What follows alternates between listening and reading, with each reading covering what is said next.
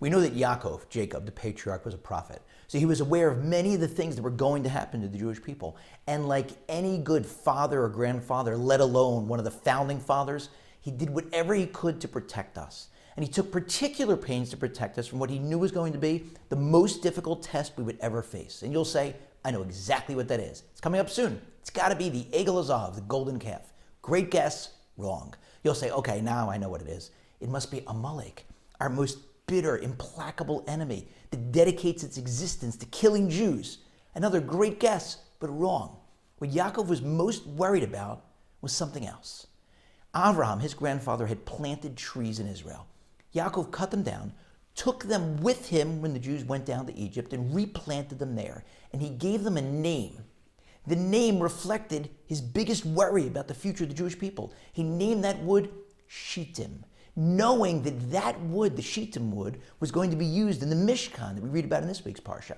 But why did he have to name it Shittim? Because he was worried about the incident that was going to take place in Shittim. So long in advance, he was trying to name the wood, give it that name, it would be used in the Mishkan, it would protect us from what was going to happen in Shittim. What happened there?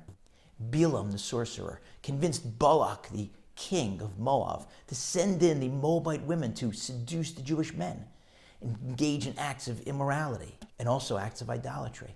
That was his biggest concern. Why wasn't he more concerned about the golden calf?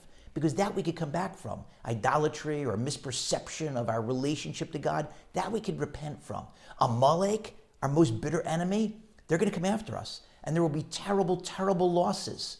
But we'll always come back because God's going to fight for us. And God has guaranteed us that the Jewish people will always survive against our most bitter enemies, no matter what. That's why we can sing on Yom Kippur. No individual has a guarantee, but the Jewish people have a guarantee from God. We will always survive. So Yaakov understood that the greatest danger to the Jewish people is assimilation, not anti-Semitism.